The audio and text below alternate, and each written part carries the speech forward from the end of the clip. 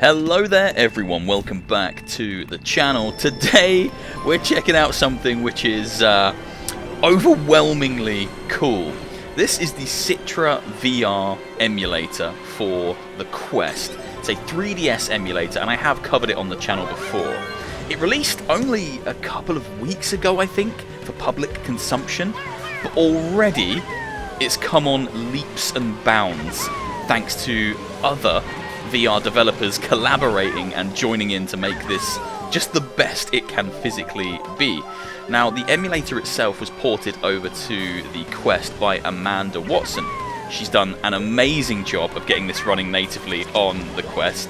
But now, developers from Team Beef, Dr Beef and LubosVR, they've both jumped in and collaborated to create this super immersive mode for the emulator. Now, it doesn't work on every single game, or at least it doesn't just yet.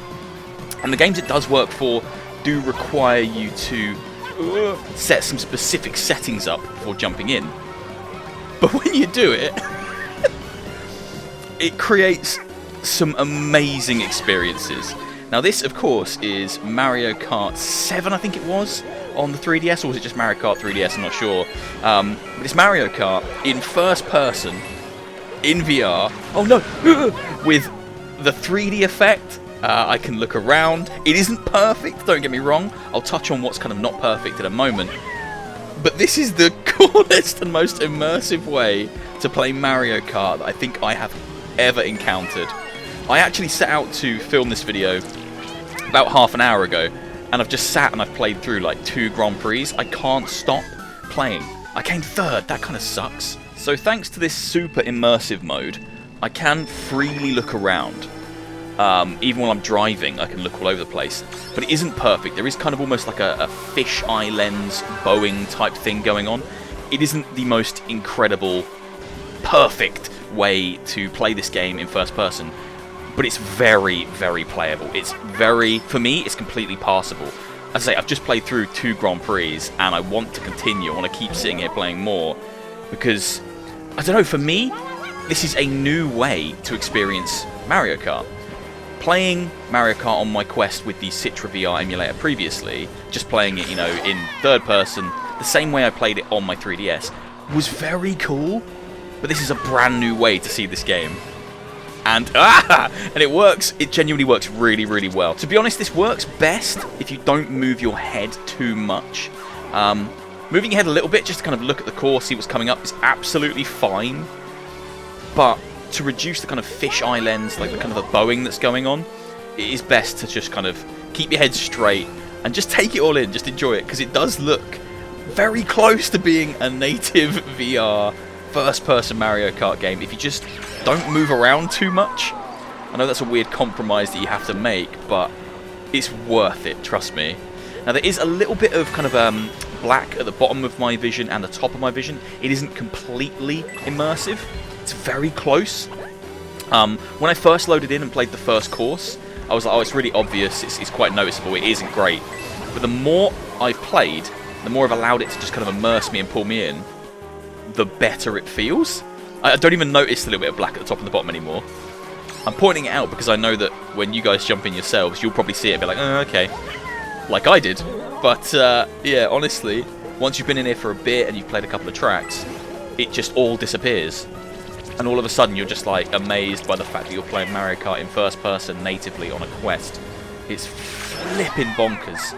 I've switched over to a different Grand Prix because I was absolutely sucking in that last one. It's so annoying. I've been playing all morning, and I promise I've been coming first. I've won the 2 Grand Prix I played, and then as soon as I start recording, I suck. It is typical. I guess it's because I'm talking. My focus goes elsewhere. Honestly, this is absolutely crazy. This is everything I kind of wanted from the CitraVR emulator coming to Quest. Because it was cool that it just existed on the Quest as a starting point, but it's stuff like this, these kind of crazy collaborative efforts, that make things like this so special and really grow the tool into something different. Now, currently, I think this super immersive mode works best with a handful of games. So Mario Kart obviously is, I think, the best example. But apparently Majora's Mask is another fantastic one. Oh my god, okay, you can't do that in first person, really. Oh, I've turned into the bullet. That's so cool. Yeah, Majora's Mask is another great example. And Asphalt, another racing game. Apparently those three, right now, are the best examples in terms of like performance. They perform the best, and I'd assume they look the best and they work the best in this super immersive play style. Now, a couple of things to note. Mario Kart's menus are a complete mess. When you play in this super immersive mode, the menus are just kind of like all laying on top of each other. Yeah, very messy, but usable. You have to kind of just look around and kind of figure out what you're looking at. But again, it's a minor thing that you can look past because the actual gameplay is so smooth. The other thing I will say is a lot of people jump into the CitraVR emulator, and there we go, first, that's much better, and might think immediately on the first time they play a Mario Kart course that it's running really poorly, like it's lagging, it's kind of dropping frames. I think it's something to do with the way that Citra or 3DS's create their shader cache. You have to play through each course kind of one time, and then the second time you play, it's smooth as butter. Third time you play, it's even better. So every time there's a new effect, or the game's seeing something new for the first time, it might drop frames, it might freeze, it might lag. That's why you're seeing those performance hitches. It's the same with emulating GameCube and N64. I think it's a unique way that Nintendo typically, or specifically, shader cache, or create shader caches. Not sure why that is, but yeah, it's why you might feel performance drops when you jump into a course or a level for the first time in this emulator. Now you can of course use this super immersive mode to play in third person, like I'm doing here. So I've gone back to third person and it's all around me, it's wrapped all around me. It's like playing with a huge screen. It's not quite as immersive as playing in first person. I think the first person works better. How did he just block that? Did he even have an item? I think the first person works better to demonstrate a super immersive VR experience. But if you want a third person Mario Kart that is much more immersive than it previously was on Citra, you can do this. But I prefer first. But I think first person's so good. I think it's so freaking good. Honestly. I'm going to work through all the Grand Prix today. I'm going to unlock everything. I've unlocked Daisy and Wario so far. I remember when this came out, I think I bought it and I was going somewhere on a train in the UK. Not sure where I was going, but it was a long train journey and I just sat and played it for the entire train journey and I did all the Grand Prix and unlocked everything. Flippin' love Mario Kart. But this is so special because I'm playing it in a new way. In a new field of view. I thought I was going to hit that banana. A new kind of perspective. Oh, it's so cool. I love this kind of stuff so much. Honestly, hats off to Amanda, the Dr Beef guys, Lubos. I think it's Lubos.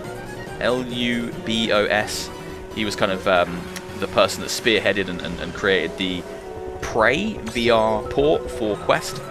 I think Team Beef might have helped with that, but I think he was the main lead on that project. Just really talented people making this stuff happen. It blows my flipping mind that this is where we're at. I do want to try Majora's Mask as well, but for this video I thought I'd just keep it just about Mario Kart, because I think this is a very special example of what this emulator can do. Seriously cool. Seriously cool. Right, we're finishing off with an absolute classic, an N64 classic, Luigi's Raceway. Now, I haven't played this course previously, so you might see some of the slowdown and the lag I mentioned previously. The first time you load into a course, there's new effects, there's new items, all kinds of new things that the game has to render in for the first time, I guess, and that's why you see those elements of slowdown. Now, because I've played some courses, well, quite a few courses at this point, here we go, here's some slowdown. Oh, it's really slow here. I wonder why that is. Probably because of that. It might actually be all the confetti that's flying in the air over there. I'm not sure. Right, hope you've enjoyed, guys. If you have, please do leave a like, drop a comment, hit subscribe, all that good stuff. If you want to check this out, you can do. The beta branch, this release is available now on SideQuest or on the GitHub page for CitraVR. And the instructions to get these games working in this way can be found on the Dr Beef Patreon. I don't think you need to be a Patreon to see the instructions. I might type them up into the description anyway, just for Mario Kart if you want to get this one working like this, because it's very, very cool. All right, I won. I'll leave it on a win. Take care, everyone. See you soon for another one. Goodbye.